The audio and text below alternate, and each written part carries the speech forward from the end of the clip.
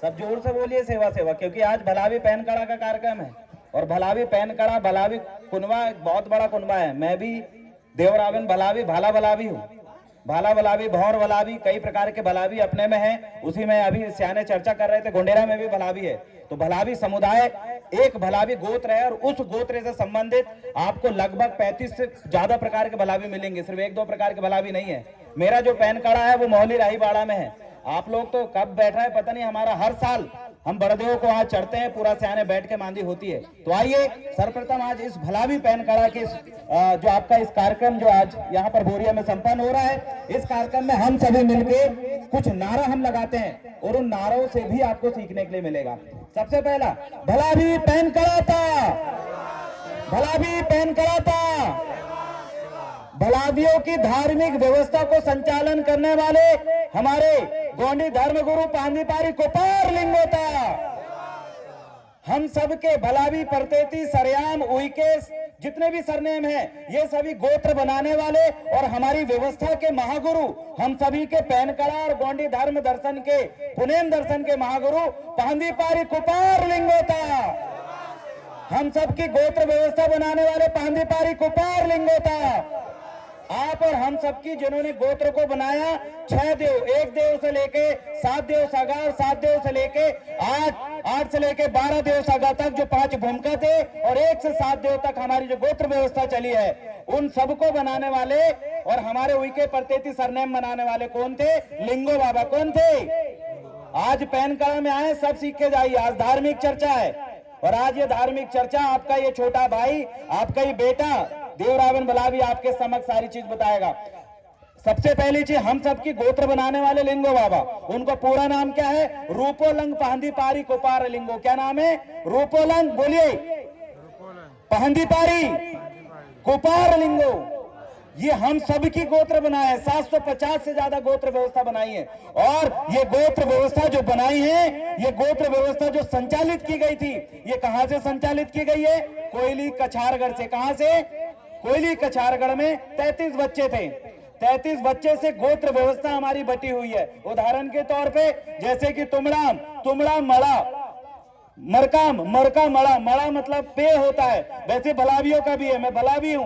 हमारा कौन सी पेड़ की रक्षा की जिम्मेदारी रूपलंग पांदीपारी कोपार लिंगों ने दी है? तो मैं भाला भलावी हूं और मुझे जिस पेड़ की जिम्मेदारी, बचाने की जिम्मेदारी, रक्षा करने की जिम्मेदारी दी गई है, वो है भिलमा का पेड़। किसका पेड़? भिलमा का पेड़। और हमें एक जीव की रक्षा करने की जिम्मेदारी दी गई है, एक बेल की रक्षा करने की जिम्मेदारी दी गई है। तो जो बेल की रक्षा करने की जिम्मेदारी दी गई है वो है सिंघाड़ा बेल। उसके बाद जिस पक्षी की रक्षा करने की जिम्मेदारी दी गई है वो है नीलकंठ, जिसे गोंडी में रावण पिट्टे हम कहते हैं। उसी तरीके से भलावी समुदाय का भी एक राजघराना था। हम लोग गरीब और ऐसे निर्धन नहीं थे, तो हमारा जो राजघराना है भलावियों का, वो अमोदागढ़ है, सिवनी जिला के अंतर्गत। जो एक आप सब वो देखते होंगे, मोगली का जहां प्रतिमा बनी हुई है ये नेशनल पार्क के अंदर, वहां पर एक बहुत बड़ा महल था जहां हम सब भलावियों की बेल विस्तार शुरू हुई थी। भलावियों की जहां से बेल विस्तार और जहां से हम लोगों की उत्पत्ति हुई इस गोत्र की, वो है अमोदागढ़, जो कि सिवनी के उस घने जंगल में जमीन के नीचे धंस गया है। बाहर के आक्रमणकारी आए, बाहर के आर्य, मुगल से लेकर अंग्रेजों से लेकर तमाम आक्रमणकारी आए हमारे देश में, हमारे गोंडवाना भूमि में, और आके उन लोगों ने हमारे पूरे महल को तहस नहस कर दिया। अब वो महल जमीन के नीचे धंसा है। वैसे ही धुरवा लोगों का जो स्थल है वो ये देवगढ़ है, जहां पर धुरवाओं के पूरे देवधामी हैं। वैसे तेकाम लोगों का जो गढ़ है, जहां से उनकी बेल विस्तार शुरू हुई है, वो लांझीगढ़ है। और जैसे मंडावियों का भी है, अलग अलग गोत्र वालों के ये सब देवधामी रहे हैं। सम्मानीय मातृशक्ति और नन्हे मुन्ने बच्चों, याद रखिएगा, किसी भी व्यक्ति की पहचान उसकी अपनी संस्कृति से होती है, रीति रिवाज से होती है, उसके समुदाय के जो देवी देवताओं से होती है। तो हमारे भी समुदाय के देवी देवता अलग अलग प्रकार से है। यहाँ पर भूमिका संघ के सम्मानीय साथी जो आएंगे वो आपको बताएंगे कि खेत में किस तरीके से माता से लेकर इनको कहाँ पूछते हैं, सामा डूमा क्या है, खीला मुठुआ कहाँ पर है, हमारे खेड़ोदाई कहाँ पर है, मेढ़ो कहाँ पर है, गांव का जो मुठुआ बाबा का स्थान कहाँ पर है, ये हमारे मूल देवी देवता हैं। कोई अगर बोले कि आदिवासियों में हम गौंड समुदाय से, गौंड में हम लोग जिस गोत्रधारी हैं वो हमारा भलावी गोत्रधारी है, और भलावियों का भी अपने कुल शक्ति, अपनी जो कुल देवी होती है, भलावियों के भी अपने देवी देवता होते हैं। लेकिन बड़ी दुख के साथ में आपके इस बात को कहना चाहता हूं कि जितने पैनकड़ा भलावियों के यहाँ पर आज एकत्रित होने के लिए आप लोग आए हैं, आप सभी अपने मूल देवताओं को छोड़कर दूसरे देवताओं में उलझने का काम कर रहे हैं। मुझे बताइए, हमारे जो सियाने पुरखा अभी यहाँ पर खड़े हुए हैं, आप बताइए कभी मुठवा बाबा की फोटो बनी कभी जीवन में? पटेल बाबा की कभी फोटो बनी है? खीला मुठवा की फोटो बनी है? सामा डूमा की फोटो बनी है? जैतकाम की फोटो बनी है? मेलिदाई की फोटो बनी है? कभी इनकी फोटो नहीं बनी है। क्यों? क्योंकि ये वो देवी देवता है जो आदिवासियों के पुरखा रहे हैं, और आदिवासियों के बाप दादा और जो इतने महान पुरखा देवी देवता और जो देवी शक्तियां थी, उनकी फोटो कोई नहीं बना पाया, क्योंकि इनको किसी ने देखा नहीं। अदृश्य रूप में हम लोगों के लिए काम करती आई है। और इसलिए याद रखिएगा, जिनकी फोटो नहीं है वो असली देवी देवता आदिवासियों के हैं, और जिनकी फोटो है वो कहीं ना कहीं बाहर के देवी देवता। इस बात को आप समझिए, ये मैं नहीं बोलता, ये गोंडी धर्म, हमारी गोंडी संस्कृति के जो भूमिका संघ के राष्ट्रीय स्तर पर बैठने वाले सभी लोगों ने इस बात को कहा है। इसलिए मैं आप सभी से आग्रह करता हूं कि भलावियों का जो आज आप सभी लोग बड़े दिनों में इकट्ठे हुए हैं, यहां से आप शपथ और कसम लेके जाइएगा कि हम अपने देवी देवता, अपनी संस्कृति और अपने रीति रिवाज को मानेंगे, उनका पालन करेंगे। क्योंकि आप आधे से ज्यादा हमारे लोग या तो पूरी तरीके से पंडित जी के गुलाम हो गए, ये तो ईसाई मिशनरी बन गए हैं, ये तो मुसलमान धर्म अपना लिया है, या तो बौद्ध धर्म अपना लिया, तमाम धर्मों में चले गए। लेकिन याद रखिएगा, जो आदिवासी समुदाय है वो धर्म पूर्वी समुदाय है। जब धर्म नहीं बना था उस समय भी इस दुनिया में कोई था तो वो इस देश का आदिवासी था। इसलिए कहा जाता आदिवासी, यानी कि जो आदि अनादि काल से इस भूमि में रह रहा है, इस भूमि में राज कर रहा है, उसको आदिवासी कहा गया। इसलिए जो मेरी गाड़ी है ना, उस गाड़ी के पीछे लिखा हुआ है आदिवासी इस देश का असली मालिक है। लोग क्या कहते हैं? लोग कहते हैं गोंडों का दिमाग घुटने में होता है। उन लोगों को बोलिए कि अगर गोंडों का दिमाग घुटने में होता तो 52 57 परगना में आधा भारत देश में गोंडों का राज ना होता। जो लोग कहते हैं गोंडों का दिमाग घुटने में होता है, उनको बोलिए जिस गोंडों का दिमाग अगर घुटने में होता तो देवगढ़ का राजा जाटवा साधुरवा ये पूरा छिंदवाड़ा जिला में शासन नहीं कर रहा होता। किसी के बाप दादाओं ने छिंदवाड़ा में शासन नहीं किया है, हमारे बाप दादाओं ने किया है। लोग कहते हैं गोंडों का दिमाग घुटने में होता है। याद रखिएगा, सबसे पहले सोने के सिक्के पुलस्त वंश के किसी ने चलाया था तो वो यही गोंडवाना के लोगों ने चलाया था। अगर लोग कहते हैं गोंडों का दिमाग घुटने में होता है तो उनको जवाब दे दिए, मध्य प्रदेश, छत्तीसगढ़, महाराष्ट्र और किसी भी राज्य में आप चले जाओ, हर जगह किसी का महल और किला अटारी मिलेगा तो वो इन गोंडों का और गोंडवाना के लोगों का मिलेगा। अगर घुटने में होता तो इतने बड़े बड़े महल, किला और अटारी नहीं बनाते। उनको जवाब दीजिएगा। कमजोर लोग नहीं है आप। इस देश के, इस छिंदवाड़ा के और इस गोंडवाना भूमि भारत देश के मालिक कहा जाने वाला समुदाय है। याद रखिएगा, इस भारत देश के अंदर 528 से ज्यादा रियासत थी, मतलब 528 से ज्यादा महाराजा थे। उनमें से आप याद रखिएगा 256 से ज्यादा राजा और रियासतें इन आदिवासियों की थी। मतलब 50% से ज्यादा राजा इस भूखंड के अंदर इस आदिवासी और गोंडवाना के थे। इस बात को आप याद रखिए। हमारे जितने सियाने पुरखा बुजुर्ग हैं उन सबसे मैं आग्रह करना चाहता हूं कि आप आज का दिन जो यहाँ पर दे रहे हैं, इस दिन अपनी फड़ा पहन शक्ति और अपनी जो कली कंकाली दाई, रायता और जंगो दाई, तमाम पुरखा शक्तियों के बारे में समझते हुए पढ़ते हो जाना है। हाँ दादा बताएं। स्थापना करने वाले कौन थे? वक्त बुलंद शाह हुई का 14 गांव को इकट्ठा किया नागपुर का, और हुई के लोगों ने स्थापना करी नागपुर की। और राज कौन कर रहा है? देखो यहाँ पर आप, भोपाल में किसका राजा था? किसका राज था? अरे भोपाल में भूपाल शाह सल्लाम, छह देव वाले जो सल्लाम लोगों ने भोपाल की स्थापना करी और पूरा भोपाल उनका था। आज दूसरे लोग राज कर रहे हैं। गढ़मंडला से लेकर आपका पूरा मराठियों वंश का था। टेकाम लोगों का इधर लांजीगढ़ के तरफ पूरा था। ये देवगढ़ में तो यहाँ ध्रुवा राजाओं ने राज किए। पूरा आप देख लीजिए, महाराष्ट्र में आप चले जाइए, छत्तीसगढ़ में चले जाइए, आदिलाबाद से लेकर हर जगह आप घूम जाइए, आपके बाप दादाओं ने राज करी है। मतलब किस शक्ति को देखकर राज करे होंगे? क्योंकि वो लोग, हमारे महाराजा पुरखा लोग, हमारी मुख्य पहन शक्तियों को जानते थे। लेकिन आज हम लोगों ने अपनी पहन शक्तियों को और महान पुरखाओं को जानना, समझना, पूजना छोड़ दिए हैं। इसलिए हम लोग दर दर भटक रहे हैं और राज नहीं कर रहे हैं। आज वक्त है हमारे सभी सैन्य बुजुर्गों के साथ मिलके अपनी पहन शक्तियों को जानते हैं, समझते हैं। क्या पहन शक्ति होती पता है आपको? गुणवाना का पराविज्ञान। इतना खतरनाक गुणवाना का पराविज्ञान है, हमारे सैन्य पुरखा का नींबू फेंक देते थे तो बीमार पाड़ देते थे। कितनी खतरनाक शक्ति थी। किसको साधते थे वो लोग? ये जितने भी जादू टोना गुनियाई की अगर बात करते किसको साध के होती है?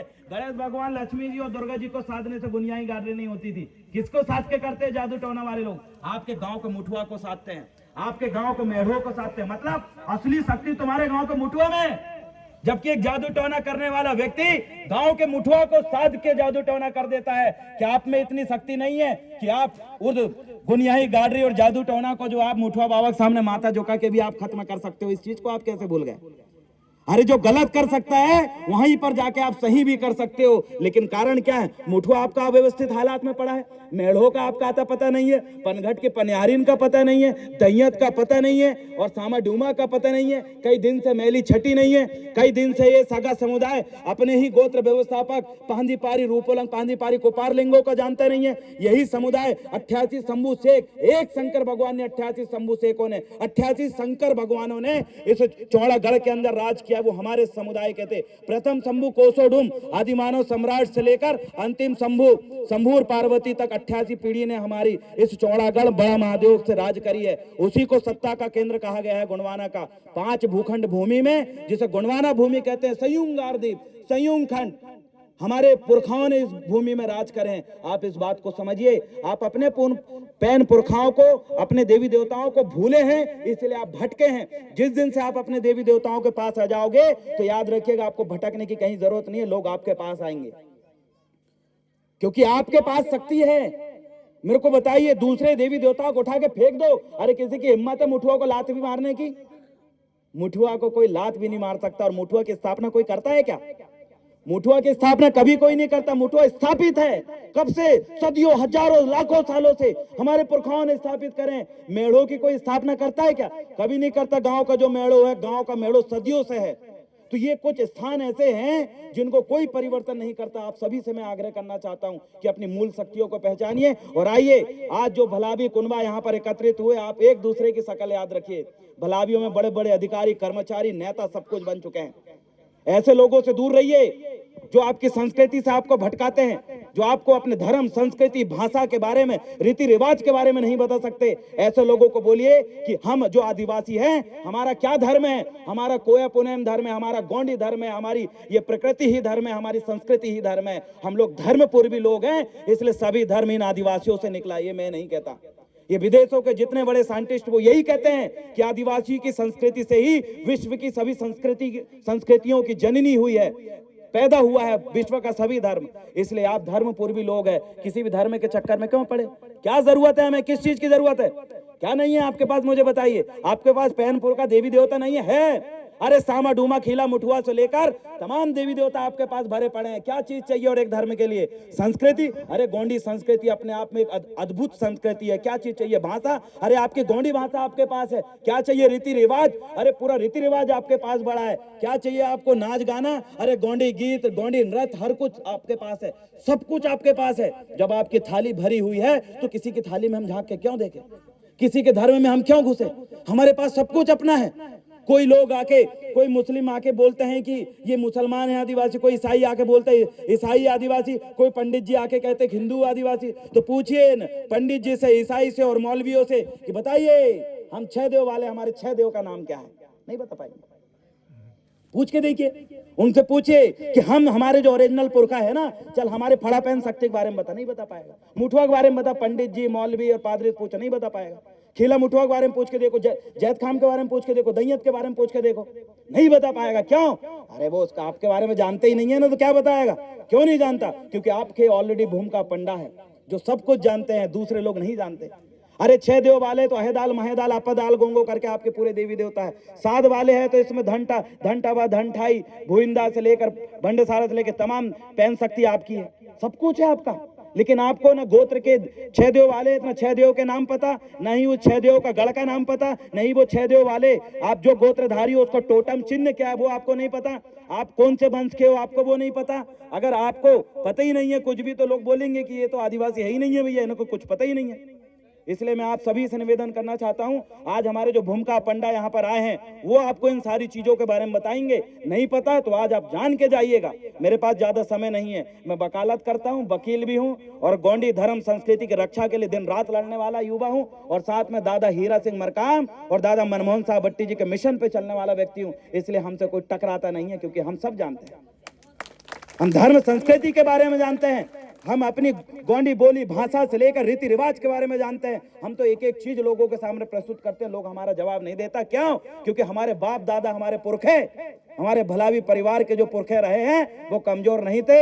अरे भाला भलावियों के भाला देखकर तो अच्छे अच्छे दुश्मनों का और जंगली जानवरों का पसीना छूट जाता था। एक भलावी पैदा हो तो 10 जंगल कांपता था। लेकिन आज भलावियों की हालत क्या है भैया? जंगल कांपता था। अरे चलते चलते भलावी जब भाला फेंक के जानवरों को मार देता था, वो कभी फांदा आंधा के चक्कर में नहीं रहा। इतने खतरनाक थे। भलावियों के घर के बाहर दरवाजा के पास एक भाला टंगा हुआ रहता था। कहां गया आज वो भाला? जब मैं भलावियों के घर घुसता हूं तो मुझे वो भाला नजर नहीं आता। अरे खेत में चले जाइए, जो सियाने पुरखा है, याद रखिए कि जो पुराने सियाने हैं उनके घर में दरवाजे में ही एक खुटी टंगी रहती है और खुटी में रस्सी में भाला पेरियानो टाइप का टंगा रहता है और निकालते वो आज यहाँ पर टांगो भाला भलावियों का। वो हमारी पहचान है। टांगे मजबूत करिए। अपने सियाने पुरखा जो है उन सबके पास ये सारी चीजें। मैं तो कम उम्र का युवा हूं, लेकिन हमारे दादा पुरखा ने जो हमें सिखाया आज वो हम अपने समाज को देने के लिए आए हैं। मैं आप सभी से पुनः आग्रह करता हूं कि आइए, अपनी संस्कृति, अपनी रीति रिवाज और अपने पैन पुरखाओं की गली वापस जाएं और जिस भी धर्म संस्कृति दूसरे में हम घुसे हैं उसे निकलिए, तभी आप संगठित होंगे। अभी तो आप चंद परिवार इकट्ठे हुए हैं। अरे भाला भला भी बहुत बड़ा परिवार है जी। वो आधा राहीवाड़ा सेजवाड़ा उधर साइड है, आधा मोहली में है और आधा ये सिवनी की बॉर्डर में। आप आने वाले समय में ये जो समिति आज जिसके माध्यम से इतना सफल कार्यक्रम हो रहा है, आने वाले समय में 15 दिन पहले आप हमें इस चीज की जानकारी दें। प्रदेश स्तरीय बाला भलावी मिलन समारोह अपन रखेंगे और हजारों की संख्या में आएंगे। मैं लेके आऊंगा ऐसे भलावियों को जो एसआई बने हुए हैं, टीआई है, एडिशनल एसपी है। मैं लेके आऊंगा भलावी को जो एडिशनल डायरेक्टर है बड़े बड़े विभागों में। अरे बड़े बड़े नेता भी, अरे सब फील्ड में है भलावी। हम सब पहले एक कुनवा एकत्रित होंगे और एकत्रित होकर भलावियों की एक मूल पहचान पैन कड़ा, एक प्रदेश स्तरीय पैन कड़ा की स्थापना हम करेंगे, जहां पर पूरे हजारों लाखों भलावी एक साथ आकर अपने बाप दादाओं के चरणों में माथा टेक के और सुगंध लेंगे। क्या ये सामाजिक, सांस्कृतिक और शैक्षिक लड़ाई में इस देश के साथ कदम से कदम मिलाकर भाला भलावी परिवार भी आगे बढ़ेगा। ये हम शपथ लेके आगे निकलेंगे। सम्मानीय साथियों, माताओं बहनों, मेरे पास समय कम है और अभी कुछ सिवनी के साथी आके बैठे हुए मेरे घर पे, तो मुझे निकलना है। लेकिन मैं आप सभी को विश्वास दिलाता हूं, जब भी अगला कार्यक्रम की तारीख फिक्स हो, अपन लंबी चर्चा करेंगे और इस संस्कृति के बारे में इतनी गहराई से बताएंगे, एक एक चीजें बताएंगे जो किसी भी धर्म के लोगों को नहीं पता। क्योंकि हम अनोखे लोग हैं और हमारे में लोग खोज कर रहे हैं कि आखिरकार गोंडों के पास क्या था, ऐसी कौन सी सिद्धि है, साधना है, ऐसी कौन से इनके पास पैनपुर के लोगों आज भी लोग समझ नहीं पाए हैं। इतनी शक्ति हमारे सियाने पुरखाओं के पास है। इसलिए मैं आप सभी से आग्रह करता हूं कि आज अपने ही देवधामी का मैं सियाने भूमिका साहब से निवेदन कर रहा हूं। आपका पैन कलम जाके देखा हूं, गोंडी धर्म संस्कृति के वहां पर देवी देवता नहीं है जो वहां फोटो लगी है। क्यों? क्योंकि गोंडी धर्म संस्कृति की जो पैनपुर का देवी देवता है, जो भी नार भूमिका है, नार भूमिका मतलब गांव के भूमिका, गोंडी में उनको नार भूमिका कहते हैं, उनसे आप पूछेंगे तो आपको एक एक चीज बताएंगे। खेत के सैकड़ों है, घर के सैकड़ों है, समुदाय के सैकड़ों। 3 प्रकार के देवी देवता है। एक तो सामुदायिक देवी देवता, और एक घर के देवी देवता, और एक खेत जंगल के देवी देवता।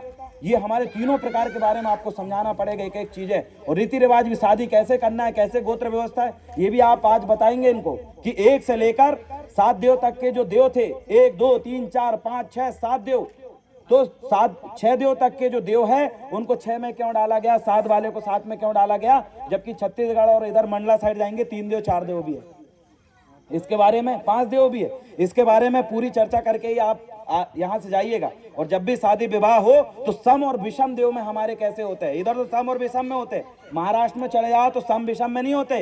गौड़ गोत्र बाना, गोत्र ही नहीं।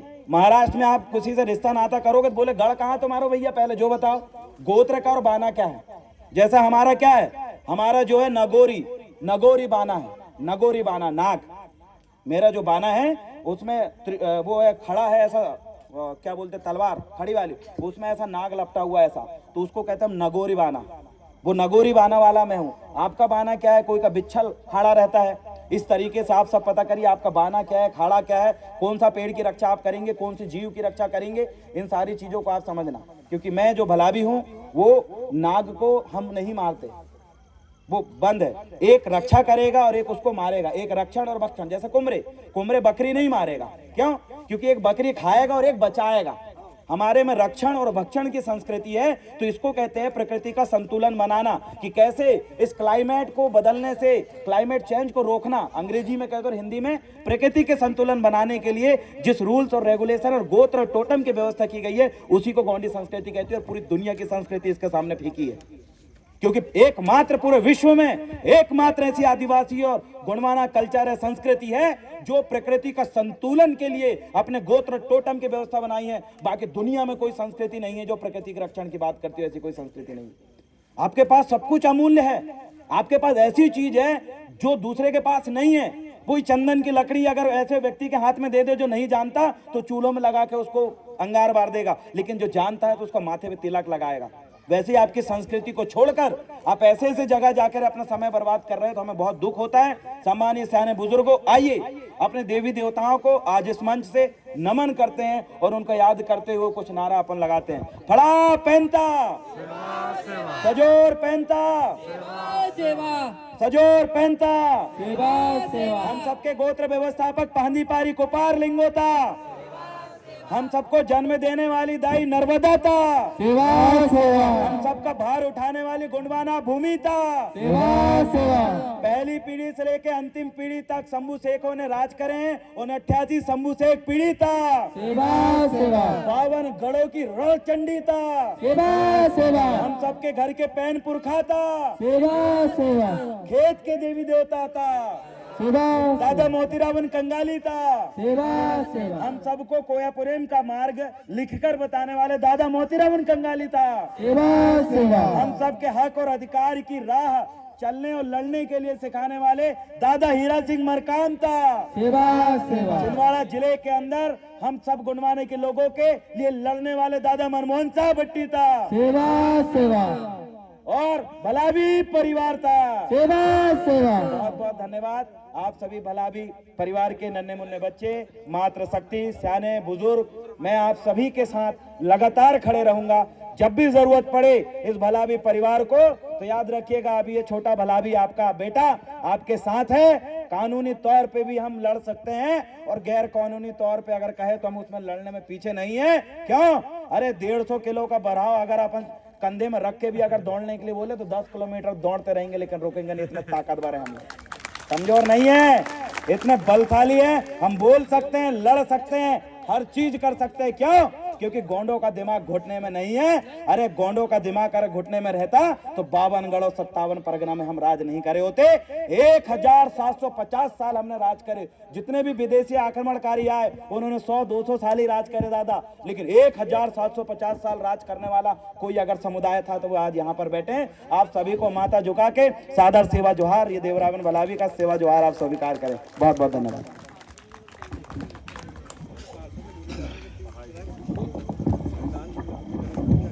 बहुत बहुत धन्यवाद।